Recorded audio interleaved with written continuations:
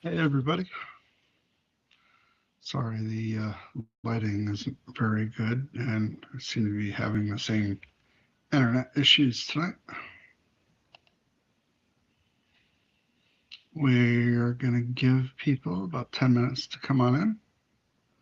So grab your popcorn, get ready for chapter 2. Excuse me.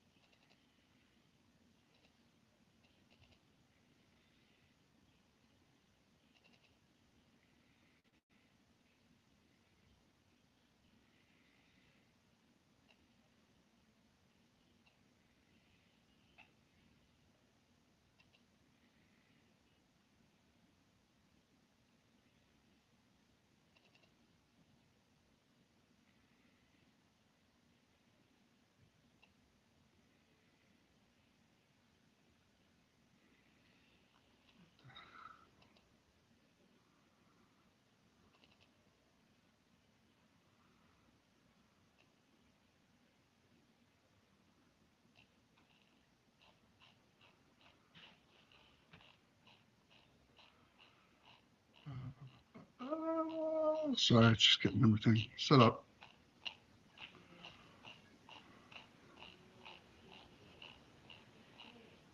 Okay.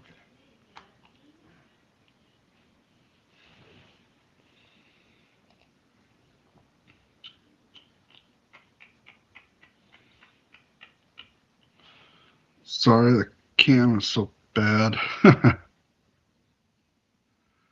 Jeez.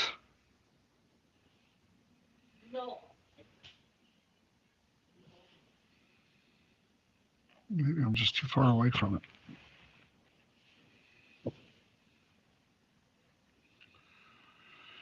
Okay.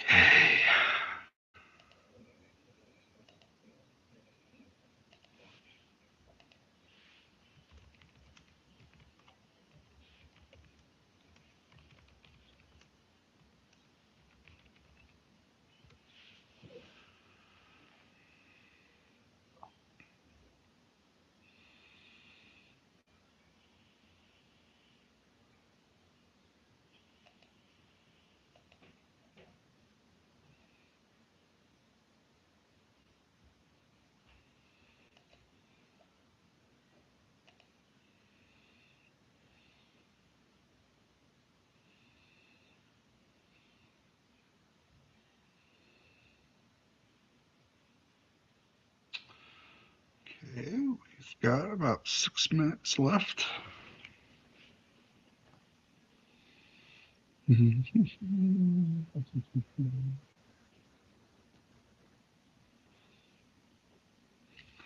um, After we end this tonight, I will upload the video to YouTube. Um, I'll take down the live and just add it.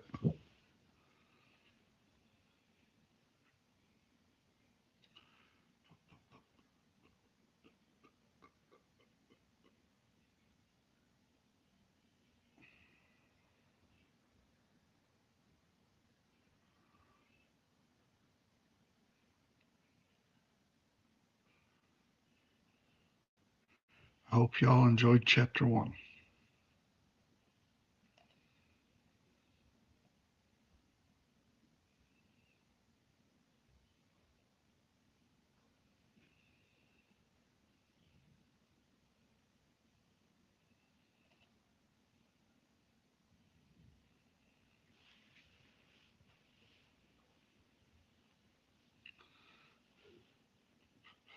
5 minutes. 5, 5, 5.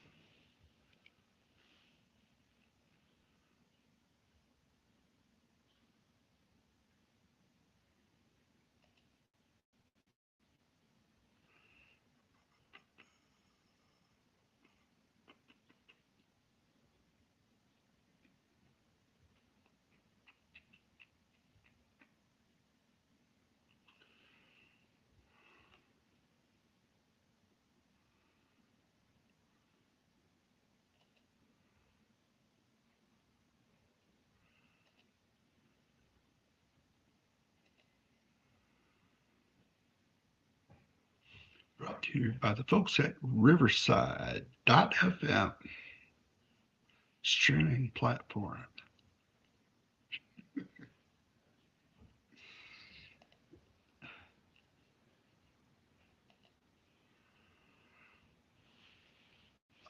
Four minutes.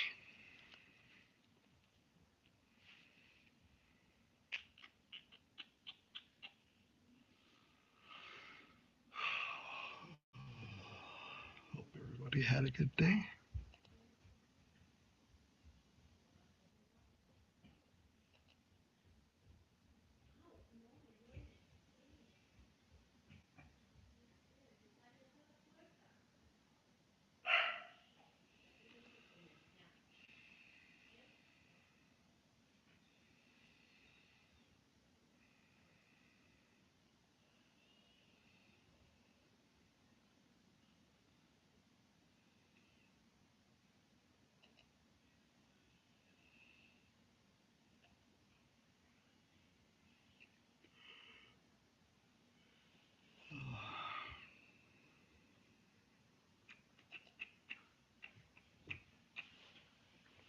Okay, I'm ready.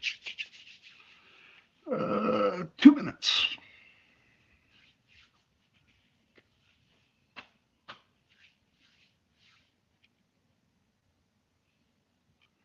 Anybody have something really awesome happen today?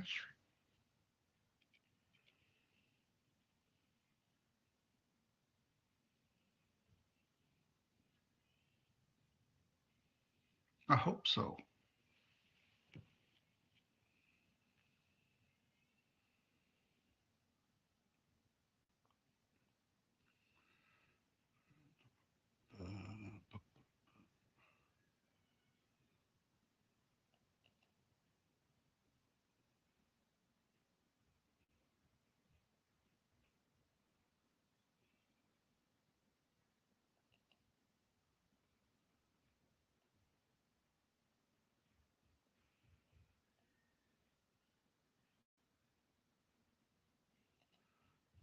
Oh,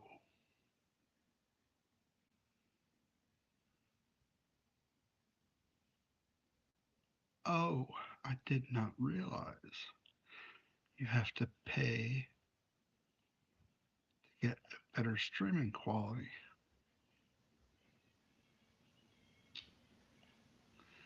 Did not realize that.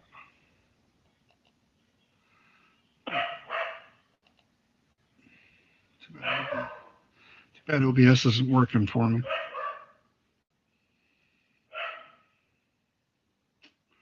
Sorry, everybody. 1 minute.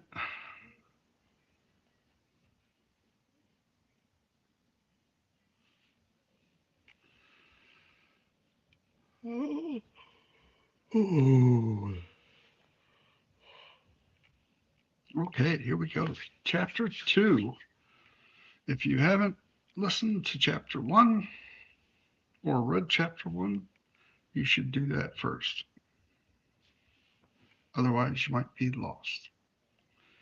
This chapter picks up where the other book left off, Thunder Road. So, Chapter 2, Homecoming. Eden hadn't spoken to anyone in days, not since the night he left town, not since the bartender fell to the floor and Ian stumbled out into the dark, soaked in sweat and liquor and blood. He didn't pack correctly, just took the horse and what was already in the saddlebag. He didn't care. He wasn't thinking past the next drink. The whiskey did most of the thinking for him. He rode until his legs went numb and the bottle got light. Then he'd stop somewhere out of the way, usually under trees, sometimes behind a fence, once even in a half-collapsed shed. He'd sleep anywhere he fell and wake up sick, then drink again. Ryan didn't leave his side, though he had every reason to. She sniffed at him now and then, circled when he was passed out for too long, and pawed the ground when she got restless. Once she pulled at the saddle with her teeth until the flap gave and the biscuit tin spilled out. Ian didn't care. He lay there staring at the sky until the hunger got worse. then the headache. The biscuits were old, dry enough to break a tooth. He chewed through them anyway, no water to help it go down. Some days there was nothing but whiskey, which was easier.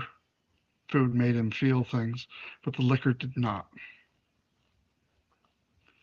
Each morning looked the same, trees swaying past above him. Dirt was crumbling under his feet, cold wind on his neck. He'd wake up thinking he was still sick, or still back in the saloon. Then the taste in his mouth would remind him where he really was. On the fourth day, or maybe the fifth, Ryan did something she hadn't done before. She stepped right over him where he lay under the blanket, lowered her head, and pulled the edge of the blanket up and off of his feet.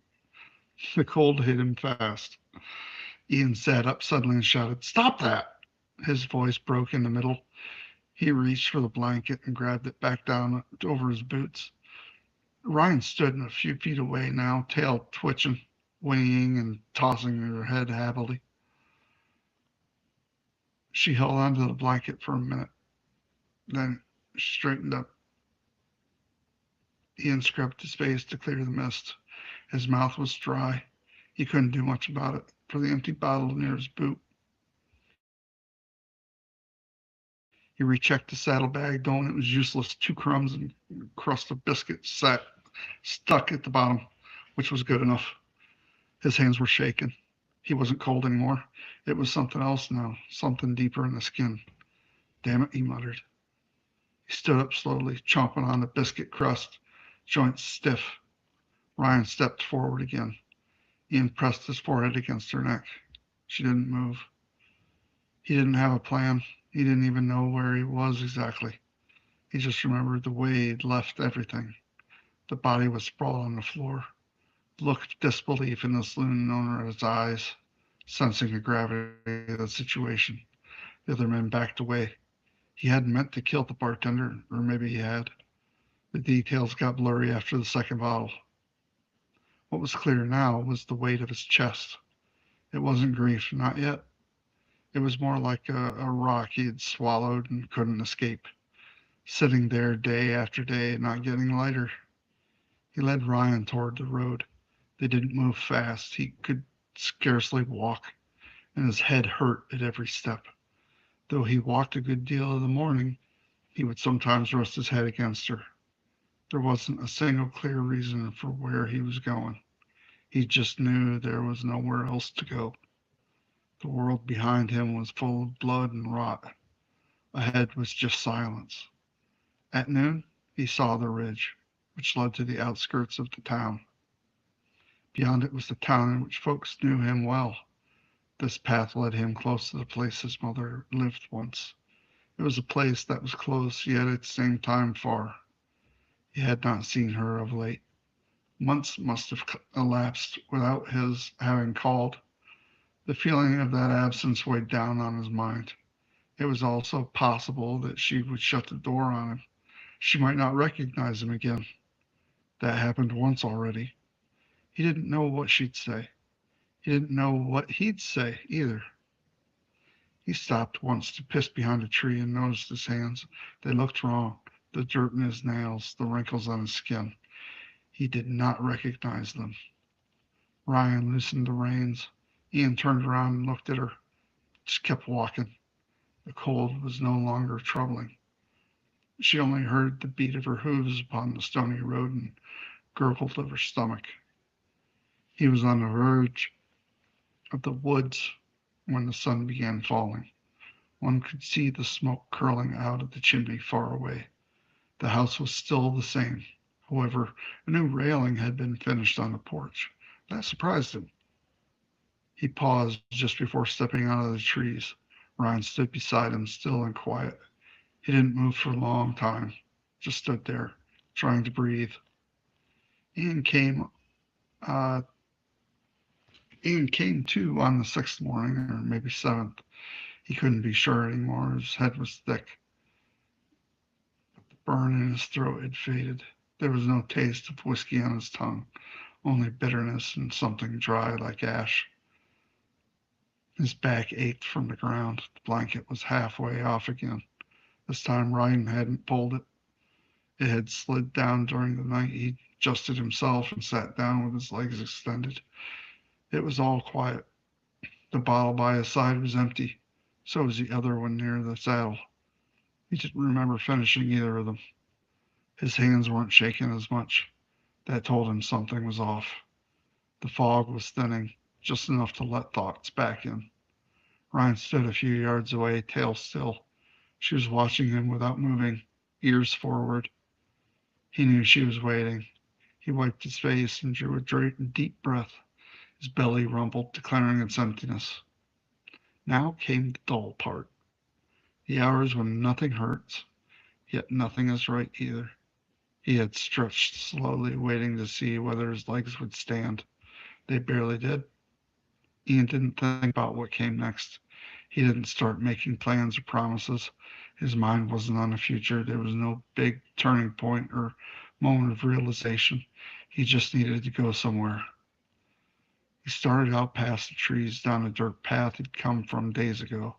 The edges of his thoughts took him back to his home, toward the one person who might still care. He didn't want to see her, not really. He didn't expect kindness or forgiveness. He simply wanted to put down what he was doing and sleep. He went into his saddlebag, but found not as much as a crumb. He tied it again and glanced at Ryan. "Let's go," he said. His voice was husky and worn down to a low, throaty pitch. He climbed up. Ryan's legs weren't strong enough to hold that much weight, but she managed. Ryan didn't do anything until she got the nudge from him. Then she faced towards the road and walked through like she knew where to go. Ian didn't hold the reins tight. He let her lead. His eyes mainly stayed on the ground. He didn't feel clean. The humidity of the past few days still itched his skin. His shirt stuck to him. His hands had gone gray from grime. There wasn't a part of him that felt new or ready. It only looked tired. He could not keep the house off his mind as they went along. Suppose she opened it. What would he say? He doubted his ability to look into her eyes. The breeze had now started to blow afresh. It cut through his throat, but he didn't bother fastening it. Whatever came next, he'd face it as he was. They passed the edge of the woods just as the clouds shifted. The sun broke through, lighting a grass and dirt road ahead. Ian squinted into it. It was not an ordinary homecoming. It was the act of resignation and abandoning the fight. He had no idea what would happen when he got there, but he knew he could not continue to be out of sorts. Ian hesitated at the foot of the porch for 1 minute, with one hand on Ryan's neck, before he walked up the porch and opened the door. It wasn't closed. That surprised him more than it should have. The house was still within. The floors had been swept. Piles of folded laundry were on chairs. Something was cooking. He could smell broth or maybe just onions warming in a pan. It was faint but real. His mother come through the kitchen doorway with a towel in her hand. She come to a halt as she noticed him. Her face didn't shift right away. There was a flash of confusion. Then something behind her eyes pulled together. "Ian?" He nodded once. She walked closer, eyes scanning him from top to bottom. Her hands twitched at her sides, like she wanted to reach out, but didn't know if she should. "You came back," she said. He didn't answer. His throat was dry again. He looked past her toward the wall where her photo used to hang. It was gone now. She stepped forward and touched his arm. "Come in. Sit down. You look cold." "I'm fine," he said. He followed her into the living room. She had cleaned everything. There were curtains on the windows now. Those cigarette burns were gone from the table. The liquor smell which hung around in the air was gone. She appeared anxious. She wanted to know whether he was hungry, whether he needed to take a bath, and whether there were clean clothes upstairs. "I fixed the sink, too," she added. "The water's working again. You can have a proper bath." He sat in a corner chair and gazed at her. You don't have to do all that. I just want you to feel comfortable, she said. He massaged his eyes. I didn't come here to find comfort. She put down a towel and stopped cleaning. She gazed straight at him for the first time ever. Then why did you come? He did not have an answer. He shrugged and looked at his hands. I did not know what to do other than this. Her face softened. She sat across from him and leaned forward. I'm happy to see you, she said. I made some changes in my life. I'm getting better. I have a group that I go to now twice a week. They're not like doctors or anything, just people who actually get it. Ian nodded. That's good. I've been sober for almost 3 months, she waited, like she wanted him to clap or say something big. He gave a tired smile. That's really good. She nodded fast. It is. It really is. I keep the kitchen stocked now. There's even fresh bread. I bake sometimes, just to keep busy. He didn't say anything. The silence stretched. She stood up again. Let me get you a plate. You need something real in your stomach. You're thin. I'm not hungry, Ian said. Doesn't matter. You should still eat.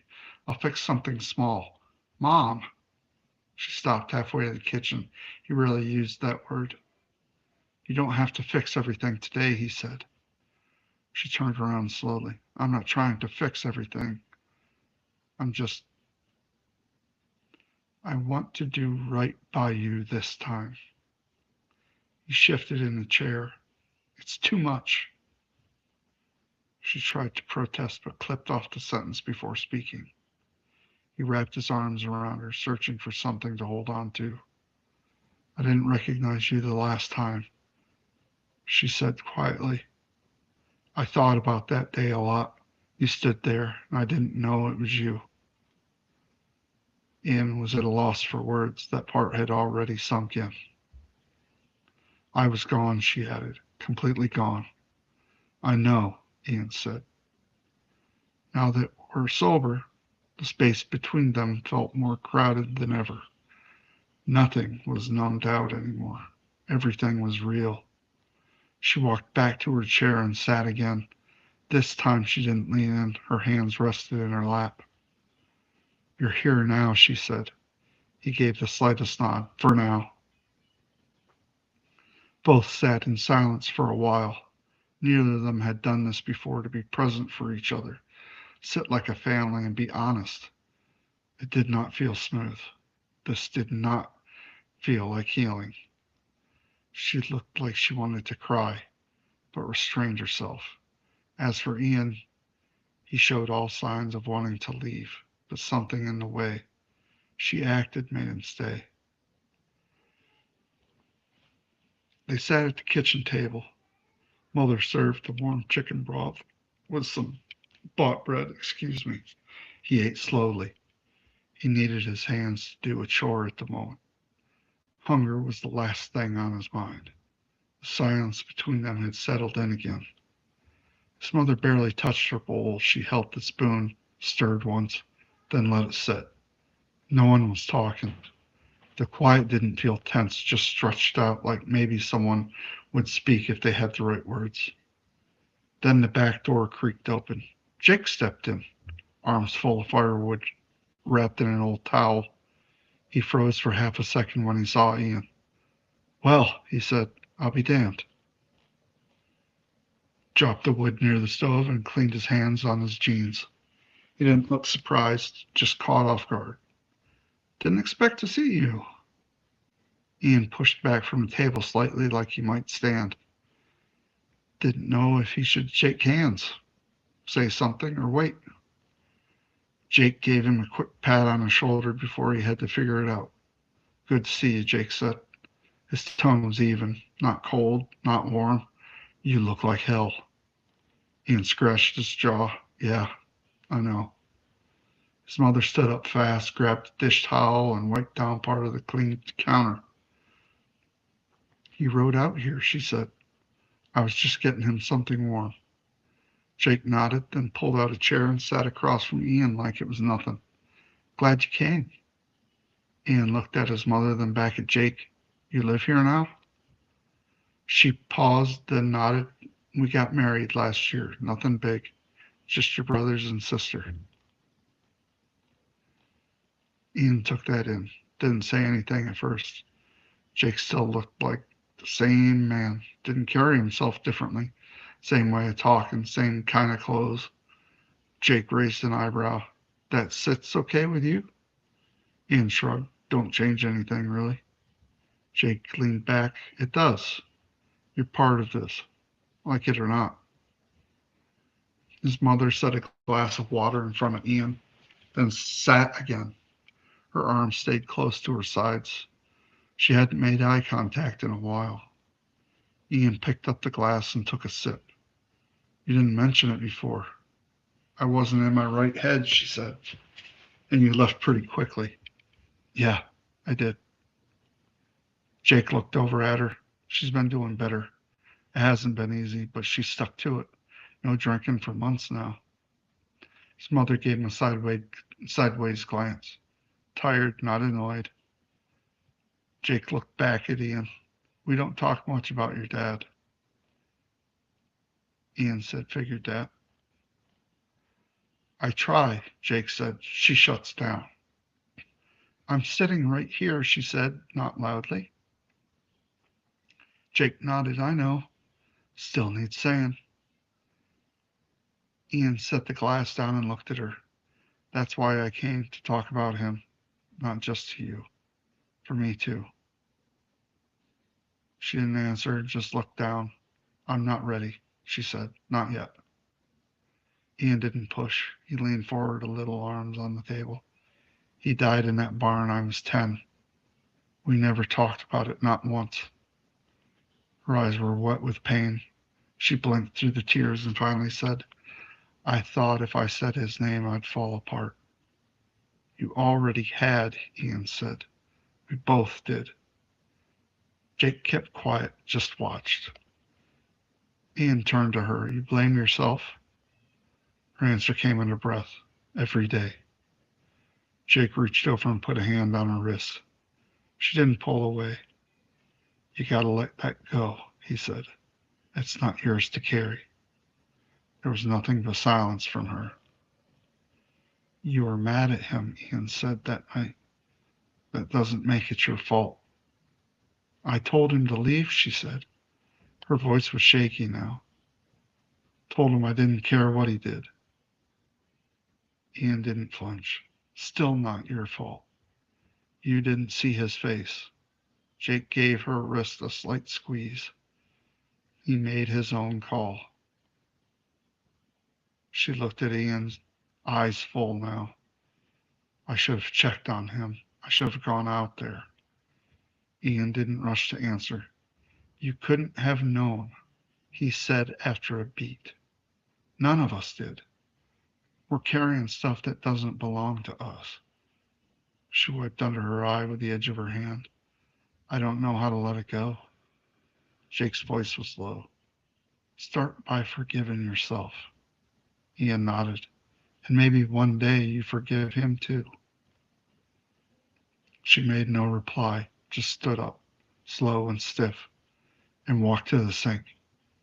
She opened the tap, but did not draw a dish or a cup. She merely stood there with the water running, looking through the window as though something out there could make everything make sense. Jake remained in his chair with clasped hands in the wood before him, observing her from the table. Ian, too, mimicked her silence. Nothing had been fixed. Nothing had been undone. But something felt different, just slightly moved, like air shifting after a storm. They sat in the quiet for a while. It wasn't heavy now. The silence held space, a chance for possibility for what might come next. Then Ian cleared his throat. I used to think it was my fault, he said. Back then, when I was a kid, I kept going over it, thinking if I'd followed him out, if I'd said something, maybe he would have. He let it hang there. No point finishing it. His mother turned a little bit, but didn't look at him. I didn't even know he was out there, she said. I was upstairs. I thought he'd gone into town. I never checked. Jake shifted in his seat. You couldn't have known. She let out a breath. I should have. Ian looked at her. He didn't say anything. Not to either of us. He didn't need to, she said. He was already slipping. Barely talked those last few days. Just worked the fields, stayed out late, barely ate. Jake nodded slightly, eyes on fire. That's what they do. Go quiet first. You don't see it until you're too far in. She looked over at him. He was my husband. I should have noticed. Jake met her eyes. You're not a mind reader. You're doing what you must to keep the place running. She didn't argue. Ian leaned forward a little, elbows on his knees. He told me to clean the tools that morning, he said. That's the last thing I remember him saying. I took it like everything was normal. That was how he talked. He didn't check in. He gave chores. Jake's voice softened. You were just a boy. I know that now, Ian said. Didn't know it then. His mother stepped closer to the fireplace, and her voice was quieter now. The night before, he asked me what I'd do if he died. I figured he was drunk. I told him I'd probably sleep through the night for once. She looked down, thought I was being funny. Jake walked towards her, but he made sure not to touch her. You didn't do anything wrong. She shook her head. I didn't stop him. You couldn't. Her hands were clenched tightly at her sides. He was hurting. I knew it. I just didn't think it was that deep. I didn't think. Ian cut in gently. He was already halfway gone, Mom. Maybe more than that. It wasn't something you could have fixed. She looked over at him, eyes wet. You think that makes it easier? No, he said, but it's true. Jake added, it doesn't mean he didn't love you. Or you, Ian. It just means he didn't know how to live with what was inside him. Nobody answered. The only sound in the room was the low crackle from the fire. Ian sat back. I forgive him. His mother turned to him, surprised. How can you? He didn't look away, because if I don't, I'll end up just like him. She looked back at the fire. I don't know if I can. Jake was standing just behind her. Try. She did not comment, however, and her shoulders fell. That draw up of self she had always carried began to relax. Ian was quieter now. You've got to forgive yourself, too. She fell to the floor before the fireplace, without sitting quite down, but leaning against it, as though she had no longer the power to support herself. That part's harder. I know. Jake sat down next to Ian again, this time closer. Neither of them looked at each other. She stayed on the floor, hands loose in her lap now. I've been angry for a long time, she said at him. At me, at you, too, Ian. For leaving, for staying away, for not saying anything. I know, Ian said. I was angry too. Jake looked at both of them. Leave it here, just for tonight, all of it. Let it be done for now. She nodded, not big, just once. Then she stood slowly. I think I need to lie down, she said. Ian stood too. You should. She didn't hug him, just reached out, touched his arm lightly, then turned and walked down the hall. Jake stood up and stretched his back. You all right? I will be, Ian said. He didn't stay. He stepped outside with another word. The way back seemed longer, but perhaps it was the burden of it all. He walked on and on until the town was out of sight, until he came to the woods again, then the clearing where he had slept the night before. He sat there a few moments, merely breathing, not yet ready to lie down. When he did, he folded the blanket under him, looked up at the empty sky, and closed his eyes. The dream appeared in the typical way. He was strolling in the woods. Something was wrong with the sky overhead. It was not an ordinary night sky. It was something that had just come to an end of a storm. There was a higher level of trees that were taller than they should have been. There was no noise, no birds, no wind. The footbridge lay up ahead. He stepped onto it, the boards creaking under his weight. Halfway across, the world changed. Snow covered the ground on the other side, though none had been falling. The air turned sharp and cold and bit through his coat. He kept walking. The cabin stood ahead. He knew what awaited inside, but he walked up to the door and pushed it open. The inside was dark. The bodies were hanging silently from the beams. Their faces were turned away, but he didn't want to see them. He stepped around them slowly. The sound came from the door scratching and then pushing. He shoved a bench in front of it, and his chest tightened. The noise stopped, then came again, louder. He turned towards the back, found a small window, pushed it open, and crawled through. Outside, the snow was deeper. He ran. Behind him, a howl rose. He didn't look back at first. When he finally did, he saw it. It looked like a man stretched too thin, skin pulled tight over bones. It had no eyes, just empty sockets that somehow still stared. Its arms were too long. He ran faster. He crossed the footbridge again. Boots slipping on the ice, he ducked down the path through another section of woods. The creature followed him as it leapt across the river. When he got to his cabin, the lights were already on. Everything was perfectly ordinary. His bed, his desk, a candle beside the window. He got in, out of breath. The view changed then. The dream switched perspective, and Ian was now looking at himself from the creature's view. It waited at the edge of the woods, regarded through the window, and watched. Ian was looking at himself. Then, that was when he woke up. Ian sat up, thumping heart. Perspiration stuck to the back of his neck, and even the air was cold.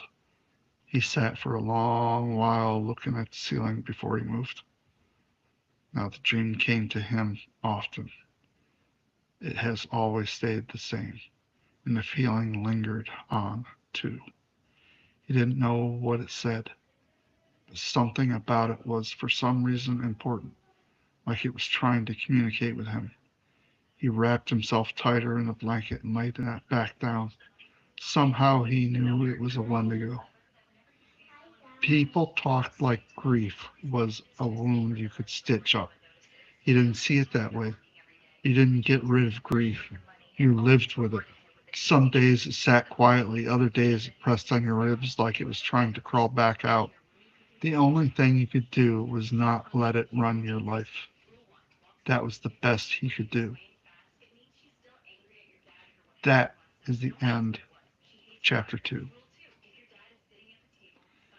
If y'all have any questions, please put them on down in the comments and I will get to them as soon as I can. I love you. Have a good night. Bye.